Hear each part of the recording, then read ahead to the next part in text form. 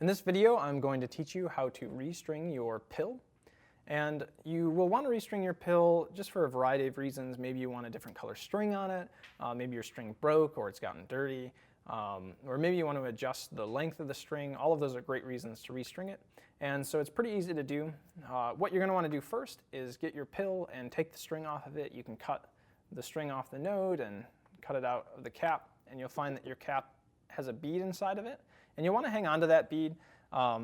Your spare string should come with a bead, but it's always great to keep a hold of it and have an extra one just in case you lose a bead, which happens sometimes. So all you're going to need is you're going to need your pill, you're going to need your extra string, your bead, a pair of scissors that we'll use at the end. And if you're having trouble getting the string through the holes, a flosser from a kendama is helpful. But I find that the holes in the pill are very easy to thread the string, so that shouldn't be a problem. So to start off, what we're going to do is we're going to start by stringing the cap. So we'll set the base aside and we'll get the cap set up here, and we'll get our spare string. Now typically you want your spare string to be somewhere between 15 and 17 inches long when you start stringing, and then as you adjust it from there, it'll get to the right length. If you don't have a spare pill string and you're using a spare kendama string, that's okay too. They'll be a little bit longer, and you'll find it won't affect it because we can adjust that length at the very end, and I'll show you how to do that. So to start, what we're going to do is we're going to take our string and we're going to thread it through the top of the pill cap, like so. So stick it right through there, and it's going to come out through the hole underneath, so you can pull that through. And you want to leave some string just to make sure it doesn't pull all the way through. The next thing that we're going to do is we're going to string our bead. So you can see the bead has a little tiny hole in it, and I'm going to stick the string right through the bead, and you can actually drop that bead and let it fall right into the hole of the cap. Now, when you tie this knot, what we recommend tying is a slip knot, and that's for a variety of reasons. One is that the knot is thick enough that the string won't pull through the hole during play. It's also a helpful knot that it's easy to undo, so that if you want to adjust the length of the string or fix something, it easily comes out. You can use a regular double knot. That tends to be thick enough, but again, it's not so easy to untie that knot. So to tie your slip knot, what you're going to do is you're going to first start by folding the string in half, like this. And I recommend, as you're doing this, that you keep everything as close to the free end here as possible. I'm going to make everything a little bit bigger just for demonstration purposes so it's easy to see. So you folded that string in half, and I like to tell people to pretend that that's one string now. So it's not a loop, it's a single string. And what we're going to do over here is on this end that still goes to the cap, we're going to form a loop. So what we have now is our loop and then our folded string, just like so. So you can see there's this loop like this. And what we're going to do is we're going to take the folded string and stick it through the loop, just like that. But you don't want to go all the way through. You want to just stick it halfway through. And then what happens is when you pull the string and you tighten it around that double strand of string, you'll find that you can tighten it and it creates a knot like so. And then you see here there's this loop, and if I pull on the free end of the string, I can actually adjust the size of that loop. And that's what's helpful. If you pull that all the way out, it'll actually undo the knot completely, which you don't want to do, but you do want to try to make that loop pretty small like that. That way it doesn't interfere with play. So from here you can take the end coming out of the top of the cap, pull it so that the knot goes all the way inside the cap, just like that, and then go ahead and set your cap aside, and we're going to tie the knot on the base. Now this knot we're going to tie on the base is called a bowline knot. It's a little bit complicated, so we'll break it down, but it's a great knot because it's not a slip knot and it actually tightens as you play, so it kind of guarantees that the knot won't come undone, so it'll last a long time, and that's very helpful. So what we're going to do is first start by threading the string through the hole on the node. So go ahead and push that through, just like that.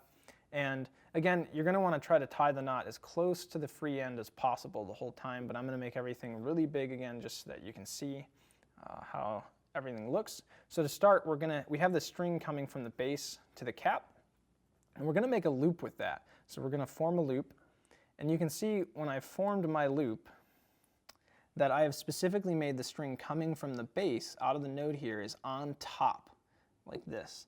If you put it on bottom, it will make it so the way we tie the knot won't actually work. It'll kind of come undone or be really messy. So you want to make sure this string coming out is on top.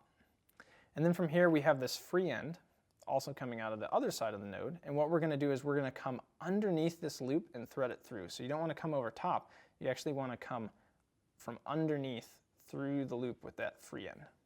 So that gives us this formation here. So we've got the string coming through, we have a free end here, and we still have the string coming and connecting to the cap. So the next part we're going to do is we're going to take this free end here and we're going to go underneath behind the string that's coming to the cap. So you kind of fold it over and underneath, so not over top but underneath like that. So you can see how it comes out, it's coming underneath. And then we still have the hole that we came through here. And what we're actually going to do now is we're going to take the free end of the string, we're going to fold it over and stick it back through that same hole. And I'll show you that. So we fold it around the string and we've got this same hole. If I lift that up, you can see I thread the string through that same hole again. So we've actually gone through that hole twice.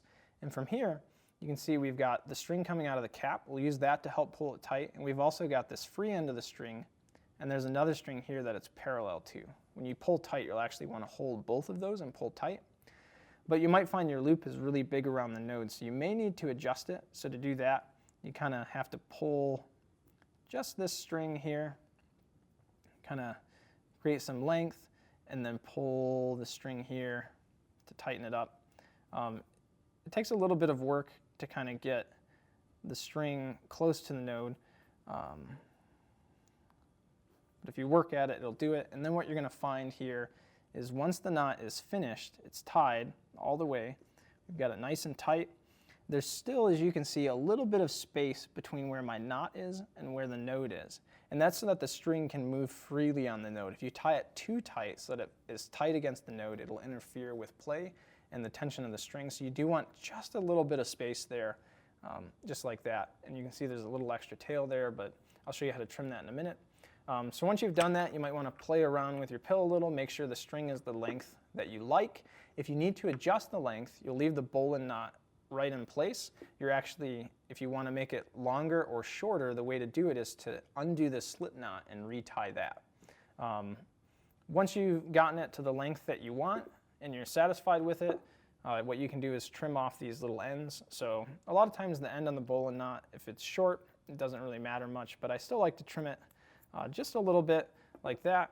And particularly the one that you need to trim is if your slip knot has a longer end string, which particularly if you're using a kendama string, you'll find this is a little bit long when you're adjusting the length. You'll want to trim that, but not too close to the knot, just in case you need to be able to undo that slip knot for whatever reason. So you want to leave at least a little bit of a tail off like that.